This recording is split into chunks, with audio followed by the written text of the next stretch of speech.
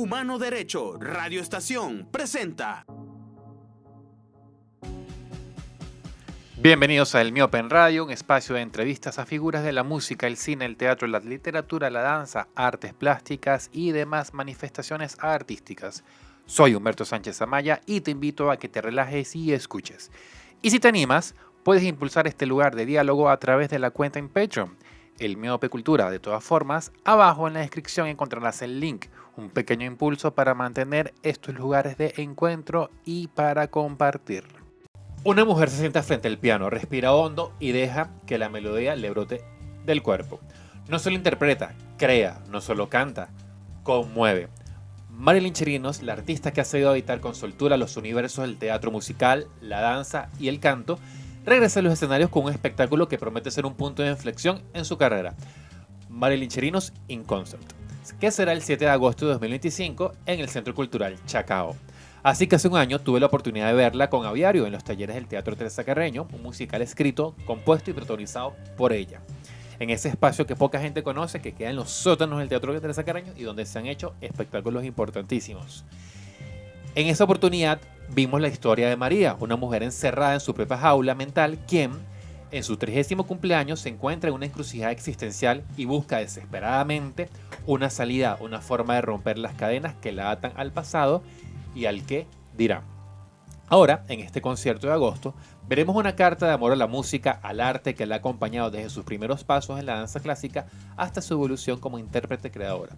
Esa figura que no solo reproduce emociones, sino que las moldea y las reinventa sobre el escenario. Desde su primer disco Fugaz del año 2018, composiciones creadas para el monólogo Aviario y canciones inéditas que aún no han encontrado un álbum donde habitar. Postfusión, bolero, la bachata, la salsa. ¿Cómo estás, Marilyn? Hola, Humberto. ¿Todo bien? ¿Todo Gracias. bien? Mira, fíjate que Fugaz es del 2018, hace ya 6, 7 años, ¿no? Pero aquí vamos a encontrar en agosto en este concierto en el Centro Cultural Chacao canciones de este álbum, también canciones del monólogo y también canciones que están ahí inéditas, pero que todavía no he encontrado un álbum. ¿Por qué no he encontrado todavía el lugar de un álbum? Bueno, porque primero lancé ese primer disco, después fui mamá y me tomé el tiempo de terminar de consolidar el Aviario, que además tiene música original, son 11 temas originales, es toda una estructura de teatro musical con una orquesta en vivo completa. Eso me tomó bastante tiempo. Ya está el disco grabado, solo que ahora estamos como en máster, todo ese tipo de cosas. Y en este concierto es como una recopilación de mis primeros años como cantautora. Ok. Entonces por eso vamos a oír temas del primer disco. Otros que salieron sueltos, por ejemplo, Oírte Venir no es de ese disco, Ok. pero está disponible en las plataformas digitales. Y otros sueltos que escribí que de pronto vayan para este segundo disco, pero eso es el trabajo que viene. ¿Es un concierto biográfico? No es biográfico, Ok. no.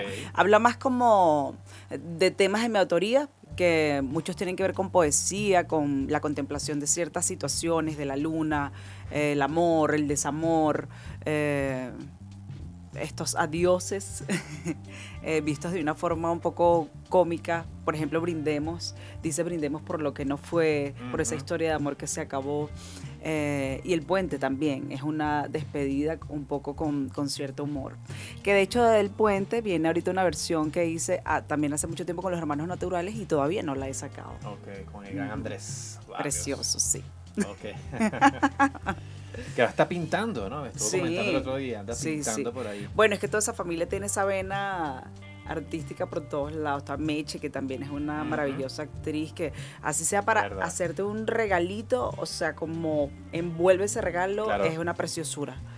Mira, Marilyn, ¿cómo haces tú para en ese caudal de expresión, de creación, para decidir cuándo es canto, cuándo es danza, cuándo es teatro? Conversaba, esa es una pregunta que me hacen bastante, ¿no? Aunque yo he estudiado las tres cosas, ¿no? Por separado. Ahora como intérprete no es como que yo me divido, voy a cantar, es decir, todas esas herramientas fluyen en mí naturalmente. O sea, estoy cantando y toda esa expresión de interpretación, de movimiento, surge en cada canción. Así esté en un personaje o esté interpretando temas de mi autoría. Es algo que está en mí ya. Claro, hay cierto tipo de conciertos o de obras que requieren que alguna de ellas se exponga un poco más. Por Claro. ejemplo, cuando hice Matilda, el personaje de la mamá tenía una pieza coreográfica muy, muy fuerte. Nada más insoportable. Insoportable, sí. En ese momento, por supuesto, ves más características dancísticas, por decirlo de esa manera. Pero igual estoy cantando, estoy actuando. No se quedan por separado.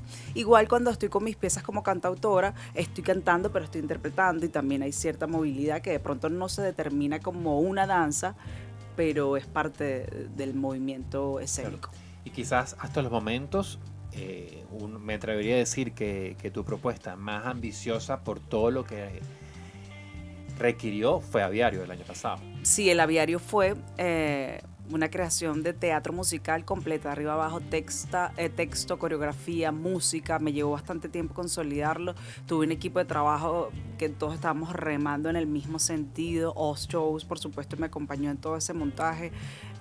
Amigos, Armando Díaz, que fue el coreógrafo, Andrés Level, que fue el arreglista, mi hermana Andrea Chirinos, que es mi asistente de composición y además es mi coach vocal, 3 asistentes, vestuario, un equipo de trabajo que hizo que toda esa idea saliera tal cual como estaba escrita, ¿no? Creer un poco en todo eso que estaba escrito. Además, mi primera vez como creadora de teatro musical completo, ¿no? Me tomó mucho tiempo, además, darme la oportunidad de sacarlo, porque lo había escrito hace muchos años. Claro. Pero creo que esos saltos también es importante como darles su tiempo, ¿no? Porque a veces uno no está preparado, es como, ¿en serio hice esto? Claro. Y bueno, sacarlo a la luz requiere como cierto tiempo, cierta seguridad, aunque no siempre se está completamente seguro, pero tomar ese riesgo de, bueno, es ahora, vamos a hacerlo este año. ¿Y qué te quedó de esa experiencia, ¿no? De soltar todo lo que sueltas ahí, porque hay un proceso de reflexión interna, de introspección que está expuesto en esas líneas, que está expuesto en esas canciones. Y esa interacción con el público, porque la gente salió muy conmovida de todo eso, ¿no? Sí, era una de las cosas que nos cuestionábamos, que la gente salía como con un hueco en el corazón. Incluso los hombres decían, yo soy María. Fue un trabajo muy interesante por la conexión que generó con el público. Los comentarios fueron súper amorosos para la obra, ¿no? Decían que si era una tacita de té, una tacita de oro, que esto es una joya. Que los conmovió, que les recuerda a su abuela, que les recuerda a un lugar donde han estado alguna vez en la vida, porque el Aviario básicamente nos invita a que siempre podemos repensar el lugar en donde estamos para tomar la decisión de cambiarlo. Es un poco aprovechar ese libre albedrío que tenemos, pero tomar ese libre albedrío, ¿no? Ese valor, también es un riesgo importante para el ser humano y no siempre... Ni siquiera tenemos la energía a veces para hacerlo. Era un poco el regalo que nos daba el Aviario. Me quedó pues el hecho de apreciar a todo el equipo de trabajo que me acompañaba, de tomar riesgos para hacer algo nuevo. Así el teatro musical exista, pues, pero esta es mi propuesta dentro del teatro musical. Esto de arriesgarse a hacerlo a lo grande, como estaba escrito, con una jaula gigante, con una orquesta gigante, que en algunos puntos yo decía, no, vamos nada más con piano, porque también está escrito para piano y para orquesta. Entonces, mi esposo, que es el productor ejecutivo, y además el iluminador, todo, y el director técnico, entonces me dice, no, pero si tú lo escribiste con orquesta, vamos con orquesta, ¿no? Ese riesgo también de sentirse acompañado, de saber que estás acompañado como creador, que es una de las cosas que como intérprete creador agradezco, ¿no? Tener este equipo de trabajo que me acompaña, porque a veces los creadores nos sentimos, pero ¿para qué voy a hacer esto si o no tengo dinero, no tengo esto, no tengo la plataforma? Pues eso viene, claro. Eso viene. Tú concéntrate en la creación y ya lo demás viene.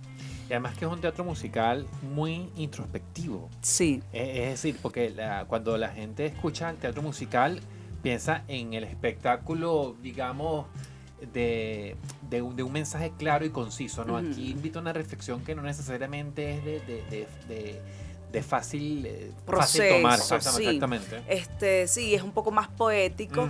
De pronto entonces lo determinas como un teatro musical contemporáneo. De pronto no es como un clásico que te dice el mensaje directo. Y más o menos por allí va mi música también. No Ajá. te digo un mensaje así directo, sino que es un poco más poético, aunque tampoco es que digo cosas ininteligibles, pero sí, busco ser un poco más poética de pronto. Y en Fugaz uno escucha el álbum y hay bastantes guiños, ¿no? O sea, hay un pot fusión, un pot que tiene reminiscencias también, que le hace unos coqueteos sin duda al jazz, Absolutamente. pero también le hace un coqueteo al urbano. Sí, también. De hecho, el tema Fugaz De hecho, fue es el mi primero. versión de un reggaetón. O Ok, sea, ok, está lejos de un ok. reggaetón, pero es como mi versión de un reggaetón. Claro, es lo que claro. puedo hacer yo y un con poco. ese comienzas, pues, esa es la primera pegada, ¿no? Sí, exactamente. A ver, Fugaz. Estoy recordando el disco. Tengo tiempo sin oírlo. Está en Spotify, ¿viste? Sí, está en todas las plataformas digitales. Pero eso es algo que tengo que hacer, tengo que oír más como lo que hago. O sea, lo hago y a veces mis conciertos ni siquiera los oigo, ni Eso nada. suele pasar. Sí, en ese disco tengo Fugaz, tengo Septiembre, que fue un tema que le escribí como a un momento romántico que tuve en Buenos Aires. Iba caminando una madrugada por una calle y la luna estaba como enfrente, era gigante, gigante, gigante. Yo no sé si en todos los lugares, pero hay lunas muy particulares en el mes de septiembre y en particular en Argentina. Ok. Bueno, entonces ese tema dice algo como, ves, como la luna me empezó a mirar. Era porque me sentía como iluminada por la luna en ese momento. Y Fugaz sí, tiene que ver en general con estos amores que te deslumbran un poco y ya. Y también es un poco la vida, ¿no? Soltar sin tanto drama. Ok. A veces sí, un pedacito de drama, te dejas como disfrutar el momento oscuro, dramático, pero hay que dejar un poco fluir la vida, ¿no? Y han pasado 7 años y me dices que bueno, que hay un álbum en proceso, que ya está, solamente hay que finiquitarse los últimos detalles de postproducción. Sí. Pero cuando comparas con Fugaz, ¿qué vemos? ¿Qué podemos, las personas que por ejemplo vayan a este concierto en el Centro Cultural Chacao, ¿qué van a encontrar de estos temas inéditos? ¿Cuáles son esas inquietudes? ¿Hay otras experiencias que han empezado, que cubren el proceso creador, ¿no? Estamos empezando a coquetear con un poco lo latino, ¿no? Ok. De hecho, a un tema Nidito que está en ese disco, lo tocamos un poquito más latino. No llega a ser salsa, pero sí tiene otros elementos que te hacen como querer moverte un poquito más. Y también exploramos con la bachata, que era algo que no me pasaba por la mente cuando hice mi primer disco. En este segundo disco sí quiero explorar un poquito más con el bolero, pero que suene un poco más vintage, porque en el primer disco, aunque tengo influencias del bolero, toda la sonoridad es muy, muy moderna. Claro. De hecho suena como glockenspiel, suena mucho sintetizador, y de pronto en este álbum vamos por una sonoridad un poquito más aterciopelada por allí. Sí, eso es algo que estoy. ¿Y qué crees tú que ha pasado en tu proceso como artista, que por ejemplo en el primero o sea, era impensable que le abrieras la puerta a la bachata y ahora sí le abres la puerta a la bachata? Bueno, un poco más de flexibilidad artística, ¿no? Okay. Saber que eso existe y que si te provoca hacerlo, pues eres perfectamente libre y librarte un poco de cualquier tipo de etiquetas. Claro. De pronto antes me daba un miedo y quería hacer como cierto tipo de cosa más elitesca, ¿no? Por decirlo de cierta manera. Pero esta vez estoy mucho más abierta a explorar sin sentirme, ¿cómo se llama? Determinada por cualquier etiqueta. O sea, si oyes la bachata y dices que Marilyn es una bachatera, pues, o sea, me da igual, ¿no? Estoy explorando libremente. Okay. Esa es una de las cosas que creo que va a tener este disco y que es valioso para mí ahora mismo, ¿no? Tener un poco más de libertad creativa. Quizás sentías temor de algún juicio o opinión de ciertos círculos artísticos, musicales, más academicistas. Sí, un poco sí. A ver, en principio yo vengo de la danza clásica y todo es demasiado estructurado. Claro. Excesivamente estructurado, ¿no? El cuerpo, el pensamiento, no eres tan arriesgado dentro de la danza clásica. Todo tiene mucha estructura, ¿no? Eres arriesgado en cuanto a esfuerzo físico, eso sí, claro, ¿no? Y necesitas mucha valentía en ese sentido. Pero dentro de lo creativo, se necesita un poco más de riesgo también, como, bueno, esto está aquí, pero yo lo quiero mover aquí. Claro. Y eso con el tiempo me costó aprenderlo, ¿no? O sea, toda la vida haciendo danza clásica y después siendo maestra de danza clásica, romperlo un poco, me costó, todavía me cuesta, ¿no? Pero estoy un poco más abierta a explorar. ¿En qué momento comienza tu historia artística? Más allá de cuando comencé en la academia, ¿no? ¿Cuál es ese hecho de tu vida, el disco que te regalaron, la canción que ponía alguien en tu casa? ¿Cuál consideras tú que es el hecho que abre esa vena y esa inquietud por explorar la danza, la música, la palabra? Claro, en principio, no sé, es que la escuela de ballet donde estudié, que ya no existe como formación en sí, se llamaba Frei Reina, Escuela de Ballet y Música Frei Reina, que era en Vista Alegre. Ahí tuve muy buenos maestros de música, de teatro, y dentro de esa escuela nos permitían explorar también muchos de los trabajos de cierre, por ejemplo, de teatro o de música, era que tú escribieras o que te sintieras un poco más libre. Ahora bien, yo entro allí por mi mamá, yo nunca le dije a mi mamá que quería hacer danza clásica ni nada. Fue lo que encontró cerca de nuestra casa, ella tampoco sabía danza clásica, fue lo que encontró y afortunadamente fue un buen lugar. Luego, como cuando tenía 13 años, fue mi primer maestro Osvaldo Morales, que fue un bolerista. Él también me invitaba un poco a escribir. Imagínate. Que de hecho en estos días limpiando mis cosas, encontré unas letras escritas como... A los 13 años. Sí, pero dicen unas cosas que digo, Dios mío, ¿qué hacía yo pensando? ¿No? Es la mente creativa que te lleva. Claro, no y menos que querías replicar los ímpetus de los boleros que escuchabas, ¿no? Pero además como yo no viví esas situaciones ni nada, me dio un poco de chiste, pero de hecho la melodía se me quedó en la mente y se la tararía en estos días a mi hermana y me dice, pero no está mala, está buena. Entonces de pronto retomé algo de eso, ¿no? Le dé una vuelta o algo. Me sentí muy inspirada por ese maestro.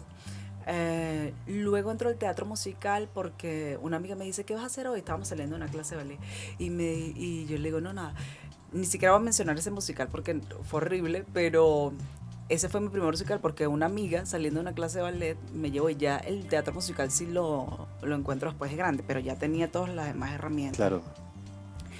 Y ahí encontré como un lugar como, esto existe, esto soy, porque un poco cuando estaba en la danza clásica es como, me falta algo. Si hacía solo música, me falta algo. Solo teatro, me falta algo.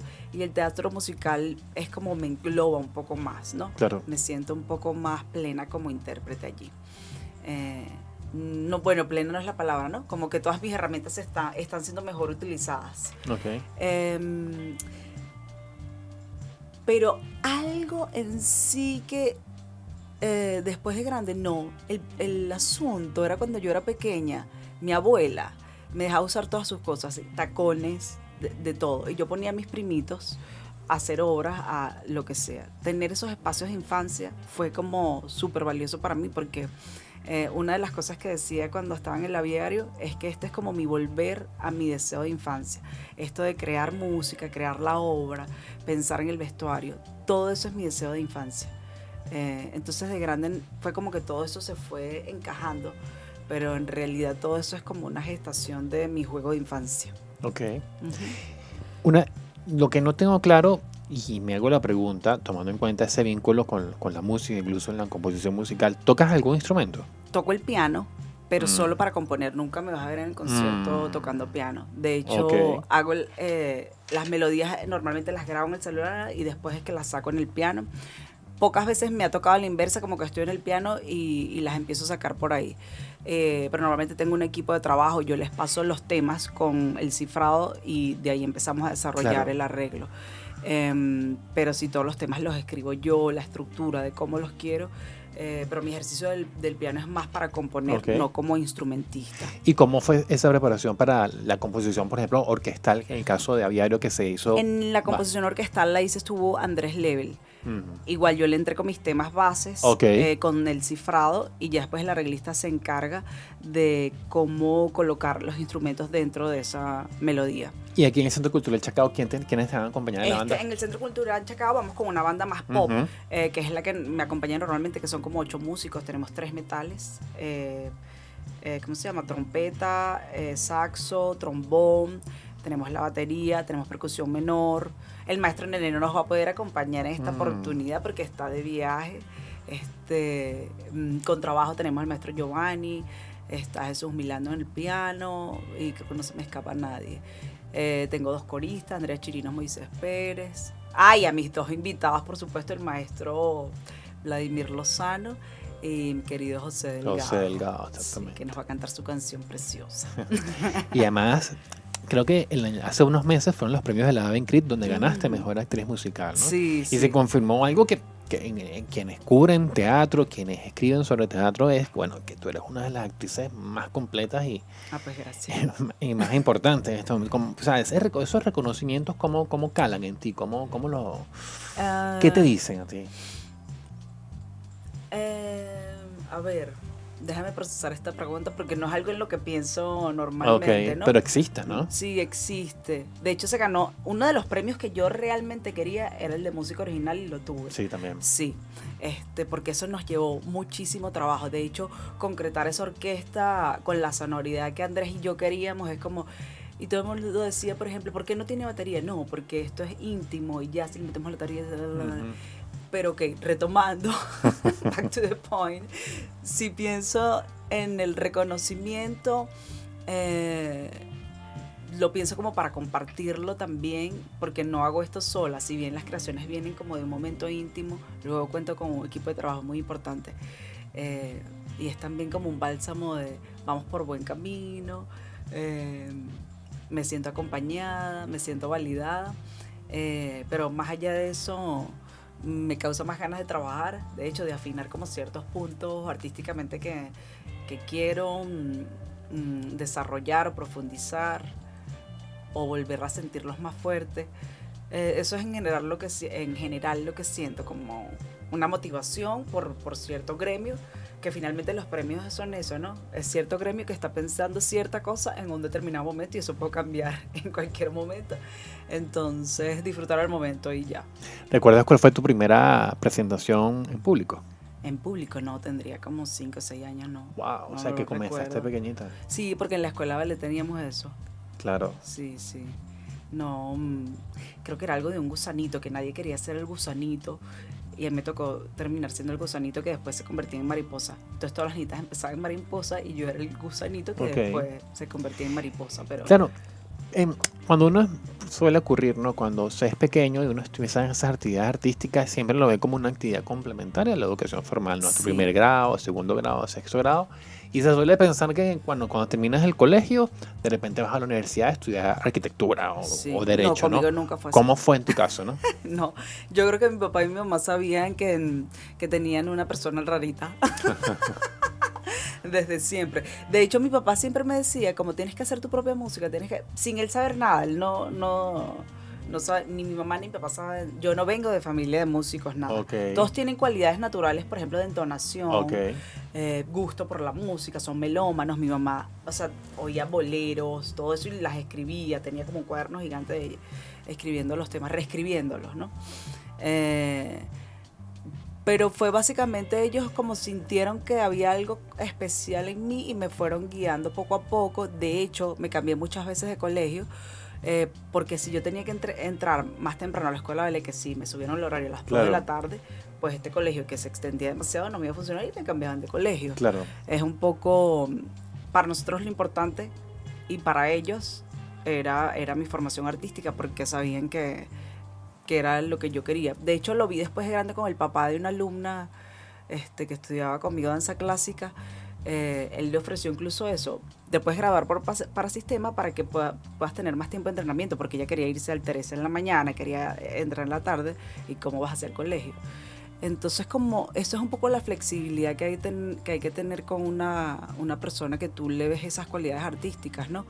De pronto no le funciona un colegio normal, sino un colegio que le va a permitir ciertas cosas. Claro. Entonces sí, para mi familia eso fue intuitivo. ¿Y en qué momento empiezas a darte cuenta? Porque sobre todo en esos primeros años uno como que quiere devorarse el mundo, pero también tiene dudas sobre si lo que estás haciendo en realidad, si uno es bueno en eso. ¿En qué momento te dices, oye, mis papás tienen razón? No, yo todavía tengo dudas. Sí. Yo todavía tengo dudas y yo creo que tener dudas Pero es te lo que dieron, me ha te hecho dieron, explorar. te dieron los talleres de Teresa Carreño, no se los dan a Sí, cualquiera. sí. Te van a dar la Sí. sala grande del Centro Cultural Chacao. Sí. Has grabado un disco allá y ya Sí. muestras de algo. Sí, sí, pero todavía pienso que, que falta camino, ¿no? Claro, no, sin duda. Y entonces yo creo que me enfoco más en el camino que falta Que el recorrido. que lo que tenemos hasta ahora. De hecho, esto de seguir investigando, ya estoy pensando en mi siguiente obra de teatro musical, que es para hombres. Ahí no estaría yo, Ok. sino más como escritor y compositor. Ves, mi mente está en otras cosas. En el futuro, exactamente. Sí, y en esto que falta por construir, ¿no? Porque fíjate, artistas así como yo las puedes encontrar en cualquier parte del mundo, pero aquí no era tan común tener una persona que cantara, que bailara, que hiciera esto, y por mucho tiempo sí me sentí como rara. Es como los bailarines, entre comillas, no me aceptan. Porque no, es como, ella es la que canta, si estoy en una clase de baile.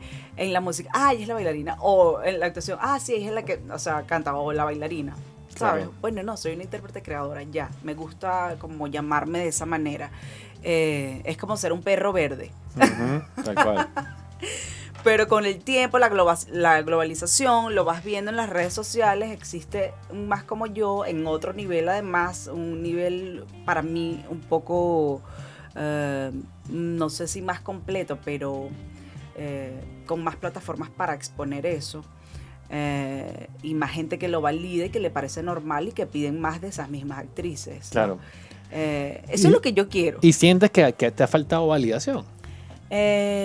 Sí, en principio sí es difícil, como porque antes el teatro musical aquí no, ahora mismo Clash está haciendo un trabajo, antes lo hizo Palo de Agua, Yamil trayendo El Hombre de la Mancha, se está haciendo como más estructura, ¿no? Pero aquí hemos sido cantantes, hemos sido bailarines, ¿sabes? Ahora se está tomando como más, este es el espacio para ese tipo de intérpretes, ¿no? Sí, pero en principio, pero hace muchos años ya no es algo que siento ahora mismo. Ahora siento que hay plataformas para eso, pero siento que hay que profundizar mucho más. Decías que estabas concentrado investigando. ¿Qué estás investigando en este momento? Bueno, ahorita estoy detenida con la investigación porque estamos en la preparación para el concierto. Exacto, en la preparación para el concierto, pero la estructura de mi próxima obra son cosas que ya empecé a escribir, todo ese tipo de cosas. Tengo los bocetos hechos de los próximos temas que van para el siguiente disco. Todo eso requiere un trabajo de mesa que no es visible ya en el escenario, ¿no? Ya tú sueltas todo eso. Todo ese trabajo es importante. Y lo detuve un tiempo también, pues, por la maternidad. Claro. Ahí también me tomé tiempo. Y me encanta. Pero sí, investigar qué nos hace falta como intérpretes, qué obras hay de hombres, qué hombres pueden ser esos que pueden hacer esta obra. Todo eso me interesa y todavía me lleva tiempo por delante. ¿Y hacia dónde va esta pieza para hombres? Es un poco de la identidad masculina porque ya hice el labiario y no quiero como que se entienda que estoy en defensa como de la mujer solamente. No, me gusta el ser humano en general, ¿no? Y defender al ser humano en general sin que sea hombre, mujer, lo que sea. Quiero saber un poco qué quieren oír los hombres al respecto, qué quieren decir los hombres al respecto, así sea gay, lo que sea. Es más o menos por ahí. Es una búsqueda más masculina la que quiero alcanzar con esta obra. Ok, por ahí la investigación, imagino que entrevistas a hombres y tú. Sí, suelto todavía, pero ya cuando decida cuáles son los intérpretes voy a hacer un trabajo incluso de investigación directa con ellos. Ok, ¿y qué te ha sorprendido que has descubierto en esas investigaciones que quisieran explorar ellos, que quisieran decir, desahogarse? Fíjate que en general somos muy similares, solo que los hombres son un poco más prácticos en muchas cosas, pero sienten las mismas ausencias, los mismos dolores cuando no son amados, solo que los disfrazan con otras máscaras. Claro. Pero como seres humanos sentimos el mismo dolor, eso cuando no fuimos amados, cuando nos abandonaron, cuando no fuimos aceptados, y en diferentes situaciones. Claro. Sí. Por allí va eso. Mira, por ahí cuando se anunció el casting de Mamma Mía, Ajá. hubo una quiniela, bueno, quién entra, quién no entra. Y cuando se anunció, bueno, antes que se anunciara, muchos nos enteramos que había entrado, bueno, que tenía que entrar Marilyn, ¿cómo no? Háblanos de hacia dónde vas encaminado, o sea, ¿qué estás preparando para Mamma Mía. Ajá.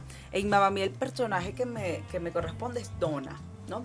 Donna es una madre que le tocó ser mamá soltera y además muy joven. Ok. Se parece mucho a la historia de muchas venezolanas que han tenido que criar solas, seguir trabajando además, y eso es muy duro.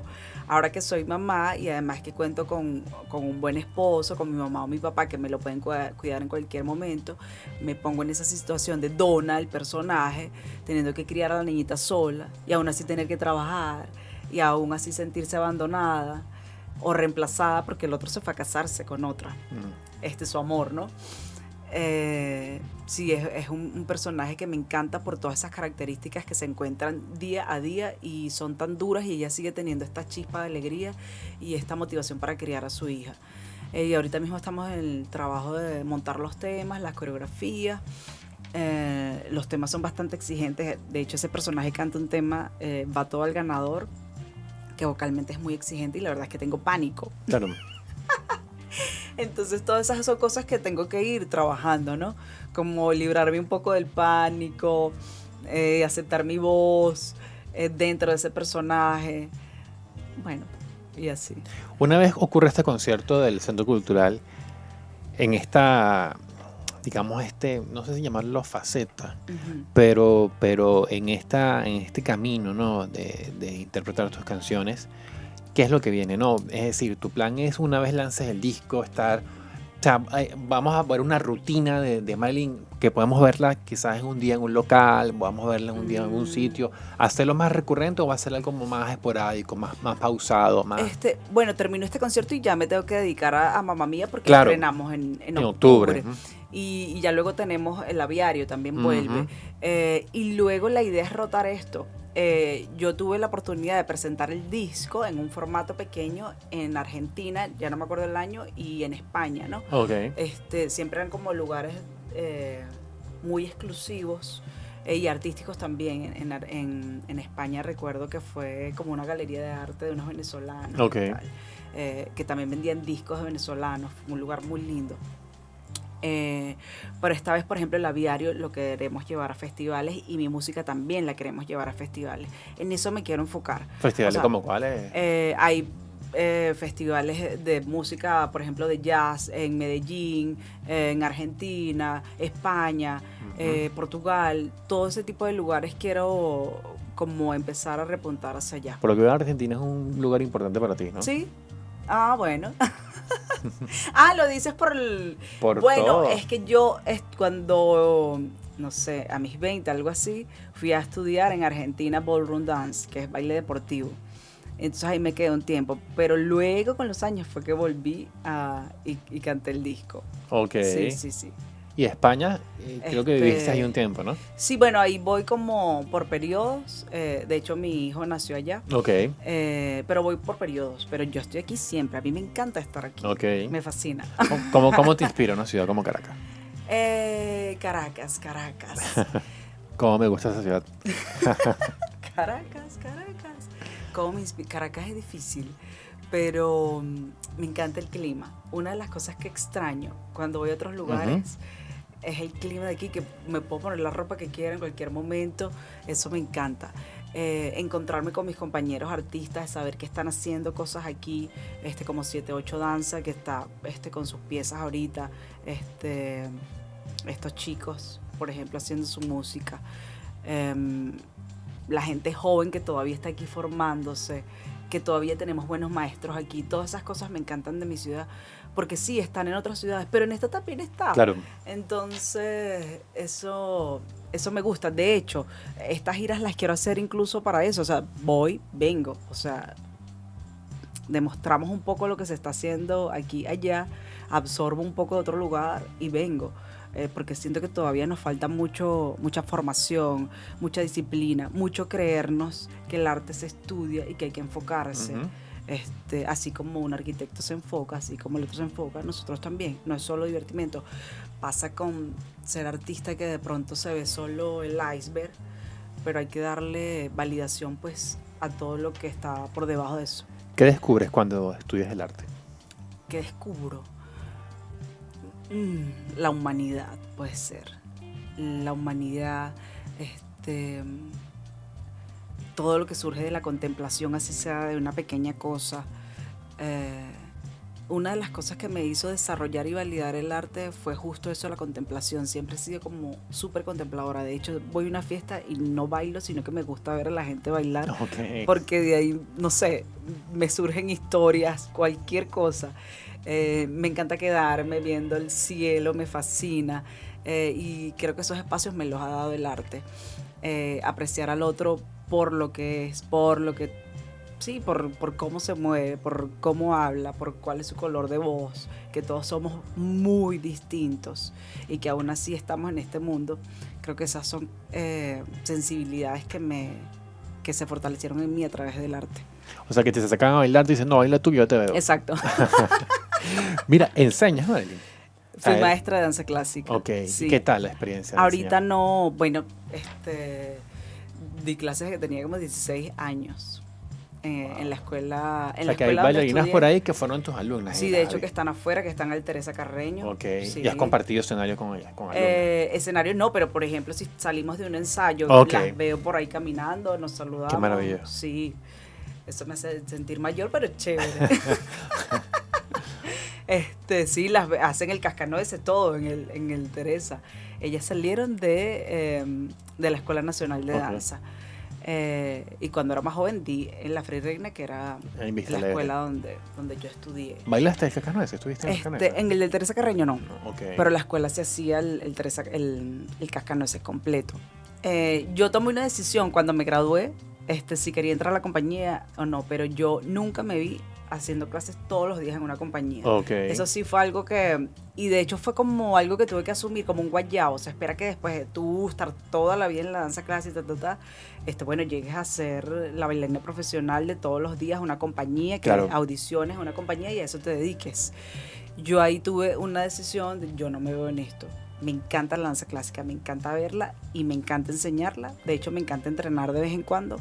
Ya tengo tiempo sin entrenar, pero tomar una clase me encanta. Pero dedicarme absolutamente a la danza clásica ya es algo que no. ¿Y te lo pedían desde la compañía? Oye, vente. La escuela de ballet nos llevaba a las compañías a hacer clases ya cuando estabas por graduarte. Claro. Y ahí tú descubres que no, lo que es o no es para ti. Claro. Mis otras compañeras sí entraron a la compañía y muchas se fueron. Ya están en otras compañías afuera. Pero no, eso sí fue una decisión que yo sabía que no era eso. ¿Y en 2025 qué es para ti? ¿Qué es para mí? ¿Y qué no es para ti?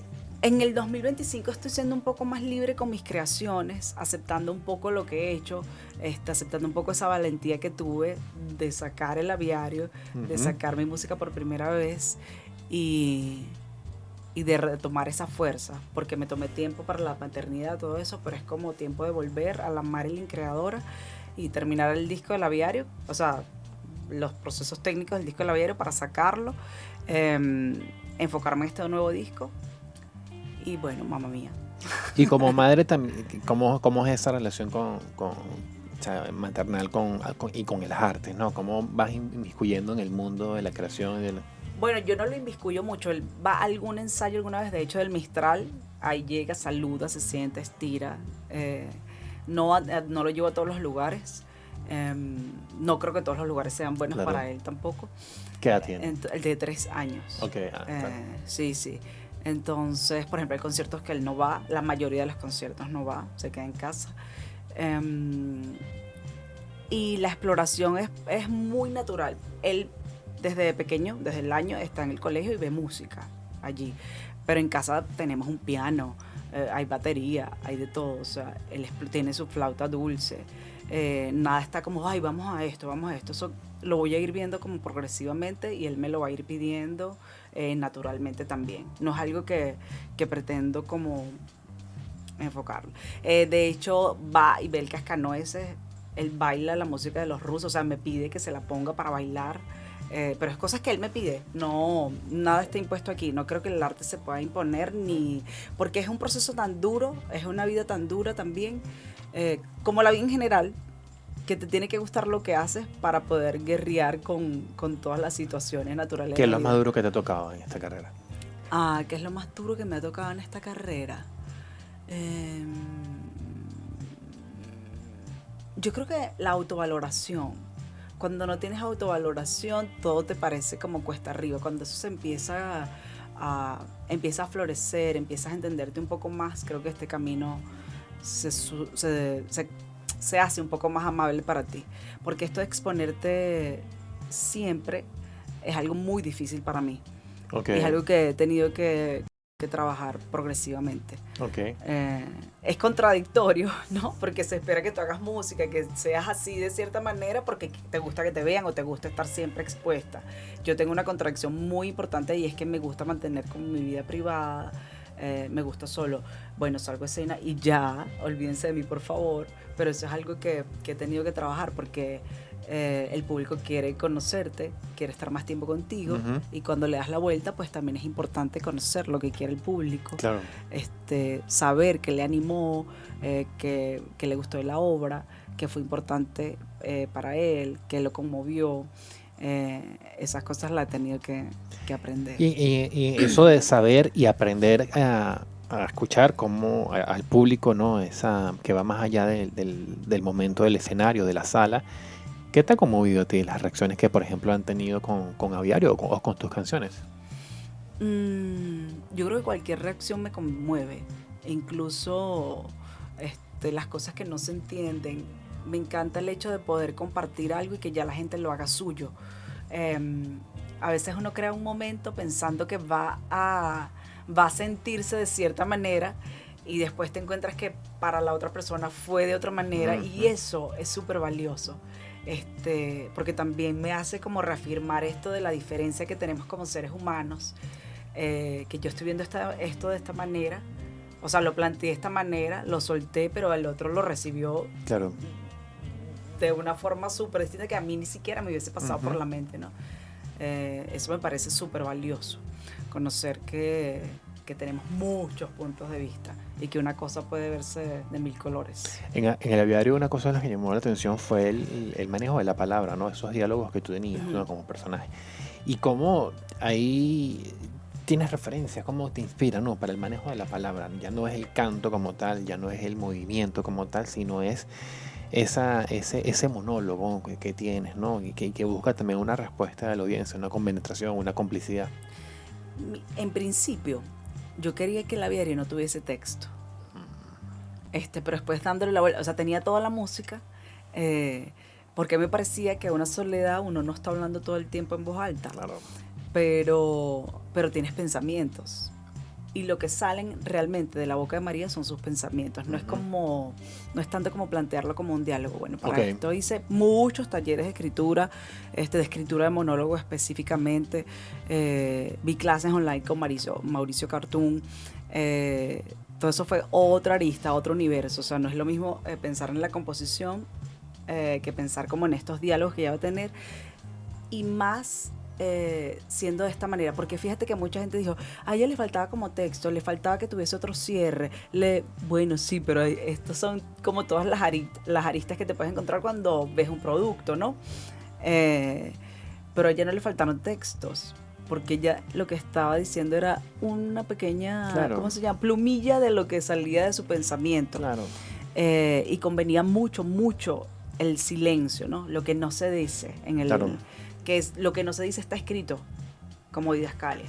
Entonces, me parece importante lo que preguntas, porque además me hace recordar esto de los silencios de María, que eran tan importantes y tan incómodos para el público. Claro. Pero es que si no se percibía la soledad, ¿no? Bueno, además son pensamientos. Uno cuando piensa o reflexiona sobre un tema no necesariamente llega a conclusiones, no llega a un cierre, sino queda ahí, ¿no? O te quedas dormido en la cama, o te acuerdas que tienes que salir a comprar algo, ¿no? Eso que dices también es importante, porque también allí surge la contradicción de las cosas. O sea, yo estoy pensando, pero como estoy solo, no tengo con quién tener retroalimentación, puede ser que le dé rosca ese pensamiento, pero cuando llegas tú, ya no te lo dije de la misma manera, y como tú lo percibiste, entonces hizo que de pronto cambiara la reflexión tan radical que tenía. Entonces ella en su soledad no tiene respuestas en sí de lo que está diciendo. Por eso ese final también es un poco abierto. Es como me lancé una reflexión que pensaba que era súper profunda, pero finalmente llegó mi esposo y esta es mi realidad. Claro. De pronto no cambia hoy, quizás mañana, o quizás esta reflexión hizo que yo después tenga una conversación con él, qué sé yo. Pero sí, a mí me encantó ese cierre. Mira, y en esa forma de mantener tu privacidad, ¿cómo te la llevas con las redes? Porque me imagino que vives en la disyuntiva de exponerte en las redes para mantener como esa presencia mediática, o resguardarte y dar solamente lo justo y necesario. Bueno, en Instagram sí doy justo lo necesario, o sea, se ve la publicación de obras, de cosas así, en momentos escénicos. El Instagram lo uso más para proyectar momentos escénicos, y de pronto en las historias sí pongo algunas cositas personales, pero eso es algo también con lo que me ha abierto un poco, porque ahora el artista, bueno, por todo esto del celular, claro, y tal, la gente quiere estar más cerca de verte como eres, eso en tu intimidad, quieren entrar más en tu intimidad, y creo que también he sido un poco flexible en eso. Antes publicaba mucho menos. ¿Y qué has visto en teatro o en distintos escenarios últimamente que te ha conmovido, que te ha inspirado incluso? Bueno, el mes pasado fui a Nueva York. Ok. Entonces hay como un nuevo montaje de una pieza, un clásico, que es Cabaret. Entonces yo no pensaba que el montaje que estaba allá era el nuevo. Cuando yo entré, o sea, ese fue cuando lo compré, y dije, no puede ser que es el montaje nuevo. En fin, yo me senté en mi butaca y empecé a llorar. Eso no había empezado, pero era como la gloria para mí estar allí sentada viendo teatro musical en un lugar tan espléndido. Eso me conmovió muchísimo, como darme esa oportunidad de saber que eso existe, que es lo que yo hago además, y además es lo que me gusta escribir, verlo tan de cerca. Eso me conmovió muchísimo. Y otras obras también, pero ese momento, la primera obra que vi fue como, no puede ser que esté aquí, y lloré. Imagino que la gente diría, ¿por qué estás llorando si ni siquiera si ni siquiera comenzado? ¿Qué le parece? Muy cara la entrada, entonces, bueno, mira, voy a dejar de comer 3 días. Mira, Marilyn, ¿cómo invitarías a alguien que tienes mucho tiempo sin ver en tu vida, pero que sabes a lo que te dedicas, a escuchar estas nuevas canciones que vas a interpretar en agosto? Bueno, no sé, ¿cómo estás? Este 7 de agosto en el Centro Cultural Chacao nos vamos a dar la oportunidad de recordar temas del disco Fugaz y algunos otros temas que nos hemos permitido explorar en otros géneros que de pronto nunca me han oído. Vamos a oír algún temita del aviario, unos bolerillos que siempre le gusta a la gente oír. Tenemos al maestro Vladimir Lozano, con quien también voy a cantar un bolero. Vamos a oír a José Delgado también con su tema maravilloso. Y juntos vamos a cantar un tema que él me dio hace 2 años. Él me regaló un tema hace 2 años. José. Sí. Y es justo ahora cuando lo vamos a cantar juntos en este concierto, que va a ser a las 8 de la noche. Las entradas están disponibles en el teatro y en Liberty. Ok. Y bueno, vamos a oír buena música porque siempre contamos con una banda de lujo y una puesta en escena de show que, bueno, sabemos que nunca deja nada por fuera. ¿Qué le dirías a esa persona que quizás se siente un raro en el sentido de que abarca y tiene tantas inquietudes, ¿no? ¿Cómo le dirías, mira, sí se puede? Bueno, primero hay que apreciar la rareza. Esa es una de las cosas más valiosas. Y andar con esa rareza con valentía. darle a esos espacios para que esa rareza además florezca y se construya de la mejor manera. Porque no es solo tener la semilla de la rareza y creer que te puedes comer el mundo con eso. Claro. Esa rareza va acompañada con muchas aristas de disciplina, de lo que escojas. Hay que desarrollarlos de la mejor manera porque eso va a hacer que consolides un poco qué tipo de rareza tienes. Claro. Llevarla con orgullo, dejarla florecer de nuevo, saber que siempre puede cambiar, pero que esas rarezas son necesarias para el mundo. Ahora la globalización ha hecho que todos nos parezcamos un poco, que se vea muy rápido qué está haciendo el otro, cómo canta el otro, qué sé yo. Hay que alejarse un poquito en ese sentido y buscar, bueno, qué es lo que quiero decir yo realmente, cómo sueno yo realmente, Claro. qué escribo yo realmente, qué me gustaría compartir. Así no sea masivo por ahora, pero creo que ese encuentro con el yo raro es importante y saber que siempre va a haber alguien que te acompañe en eso. Nuestro trabajo es crear y eso no puede detenerse porque no tengo dinero, porque no tengo el espacio, porque no tengo esto. No, empiezas y creas y listo. Ese es el único trabajo. Lo demás viene después. Buenísimo, Marilyn. ¿Tus coordenadas? Bueno, nos vemos en Instagram por Marilyn Chirinos. Sí, por allí siempre publicamos todo. Toda la música y todos los videos los puedes encontrar en YouTube y en todas las plataformas digitales. Hay videos buenísimos en YouTube, por ejemplo, como el de Brindemos, que vale la pena echarle un vistazo. Tenemos una versión de Te Libero de mí, que es remix, también allí.